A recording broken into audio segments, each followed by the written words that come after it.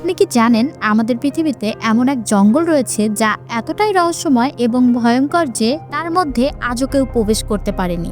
এটি আফ্রিকা মহাদেশে কঙ্গো দেশের গভীরে বিশ্বের দ্বিতীয় বৃহত্তম রেইন ফরেস্ট, এমন একটি জায়গা যেখানে আপনি যদি একবার পা রাখেন তাহলে ইতিহাসের পাতায় অদ্ভুত ঘটনাগুলোর মধ্যে আপনি হারিয়ে যাবেন।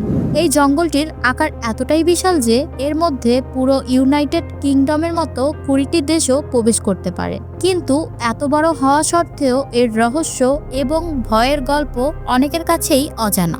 এই ভিডিওতে আমরা আপনাকে নিয়ে চলেছি কঙ্গোর সেই অজানা জঙ্গলের মধ্যে, যেখানে মানুষের পা আজও পড়েনি, যেখানে আদিবাসীও যেতে ভয় পায়। কেন এই জায়গা পৃথিবীর সবচেয়ে ভয়ের এবং রহস্যে ঘেরা স্থানগুলোর মধ্যে একটি, এবং কি অদ্ভুত ঘটনা ঘটেছে সেখানে, এইসব কিছুই আজকের ভিডিওতে জানতে চলেছি।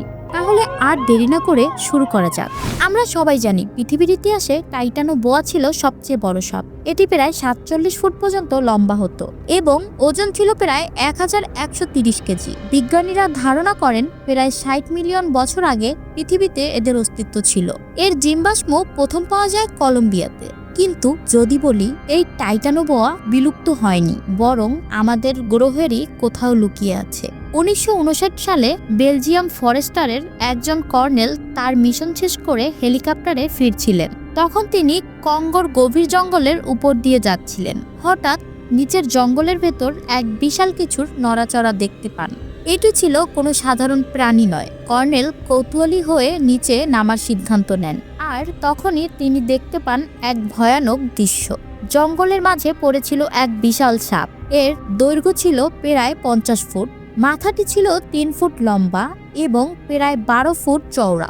সাপটির শরীরে ডার্ক ব্রাউন এবং সবুজের মিশ্রণ ছিল। কর্নেল এবং তার সঙ্গীরা এই বিশাল সাপের ছবি তোলেন, কিন্তু সাপটি হঠাৎ তাদের দিকে আক্রমণ করার জন্য প্রস্তুতি নেয়। বিপদের সংকেত পেয়ে তারা দ্রুত হেলিকপ্টার নিয়ে পালিয়ে আসেন।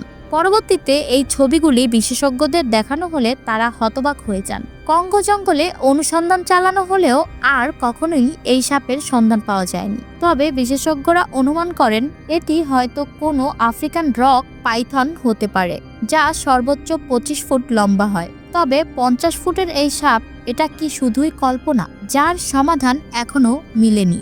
আরেকটি রহস্যময় ঘটনা ঘটেছিল কঙ্গোতে। স্থানীয়রা বলে তারা মাঝে মধ্যেই এক অদ্ভুত উড়ন্ত প্রাণী দেখতে পায়। এটি দেখতে টিকটিকির মতো, কিন্তু ডানা বাদুড়ের।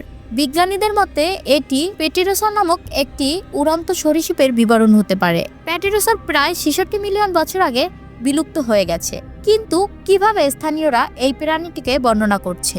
স্থানীয়দের দাবি এই প্রাণীটি আকাশে প্রায় 2 মিটার পর্যন্ত ডানা বিস্তার নিয়ে উড়ে বেড়ায় এবং মাঝে মধ্যে ছোট প্রাণীদের আক্রমণ করে। যদিও এই প্রাণী নিয়ে সঠিক কোনো প্রমাণ নেই, তবু বিজ্ঞানীরা এই কাহিনীগুলি নিয়ে গবেষণা চালিয়ে যাচ্ছেন। কঙ্গোর গভীরে একটি গুহা রয়েছে যা স্থানীয়রা মৃত্যুর গুহা নামে চেনে। তাদের বিশ্বাস গুহার ভেতরে এক অশুভ আত্মার বাস।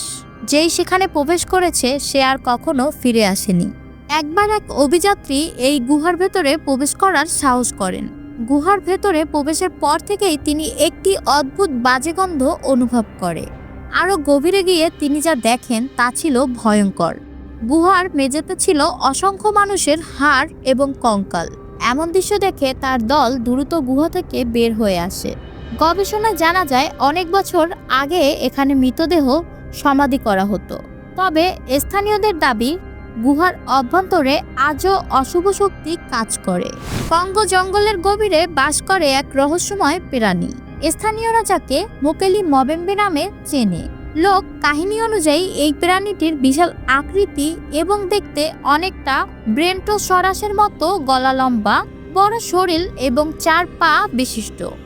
স্থানীয় জেলেরা দাবি করেন নদীর ধারে মাঝে মাঝে এই অদ্ভুত প্রাণীটিকে তারা দেখতে পান। এটি নাকি বিশাল বড় ঢেউ সৃষ্টি করে এবং কাছাকাছি এলে নৌকা উল্টে দেয়। অনেকেই বিশ্বাস করেন এটি আসলে কোনো বিলুপ্ত ডাইনোসরের প্রজাতি, যা এখনো কঙ্গোর গভীর জঙ্গলে লুকিয়ে আছে। 1980 সালে একদল অভিযাত্রী এই প্রাণীটিকে অনুসন্ধান করতে যায়। স্থানীয়দের সাক্ষাৎকার নেওয়ার পর তারা দাবি করেন এক বিশাল পায়ের ছাপের সন্ধান পান, যার আকার সাধারণ কোনো প্রাণীর সঙ্গে মেলে না। কিন্তু রহস্য তখনই আরো গভীরে যায়। যখন তাদের দলের একজন গভীর জঙ্গলে ঢুকে আর ফিরে আসে না। কঙ্গোর জঙ্গলের আরেকটি ভয়ঙ্কর কাহিনী হলো কাসাই কালো ছায়া। স্থানীয়দের মতে এটি এক অদ্ভুত প্রাণী যার শরীর কালো এবং ছায়ার মতো ঘন। এই প্রাণীটি দিনের বেলায় দেখা যায় না, তবে রাতের বেলায় এটি শিকারী হয়ে ওঠে। স্থানীয়দের বিশ্বাস এই প্রাণী কারো উপস্থিতি টের পেলে দ্রুত তার পেছনে ধাওয়া করে। শোনা যায় একবার এই ছায়া কারো পিছু নিলে সে আর ফিরে আসে না। 2001 সালে একদল গবেষক এই প্রাণী সম্পর্কে তথ্য সংগ্রহ করতে কাসাই অঞ্চলে যান। তাদের মধ্যে একজন দাবি করেন তিনি এক রাতে জঙ্গলে ক্যাম্প করার সময় তার চারপাশে কোনো প্রাণীর নিঃশ্বাস শুনতে পান, অথচ সেখানে কিছুই দেখা যায়নি। তার ক্যামেরার একটি অদ্ভুত অন্ধকার দাগ ধরা পড়ে, যা দেখে মনে হয়েছিল এটি কোনো বড় প্রাণীর ছায়া। পরবর্তীতে সেই ক্যামেরার ফুটেজ পরীক্ষা করা হলে বিজ্ঞানীরা বলেন এটি কোনো সাধারণ প্রাণী নয়, তবে তারা নিশ্চিত হতে পারেনি এটি কি। কঙ্গোর জঙ্গলে এমন একটি গাছের কথা শোনা যায় যা রাতে কান্নার মতো শব্দ করে। স্থানীয়রা একে অশ্রুবাহী বৃক্ষ বলে। তাদের বিশ্বাস এই গাছ অভিশপ্ত এবং যারাই এর কাছে যায় তারা এক অদ্ভুত অসুস্থতায় ভুগতে শুরু করে। 2015 সালে একদল বোটানিস্ট এই গাছটির পরীক্ষা করতে যান। তারা সন্ধান পান একটি গাছের যার শিকড় থেকে রাতে কোনো তরল বের হয় এবং বাতাসে একটি অদ্ভুত গন্ধ ছড়ায়।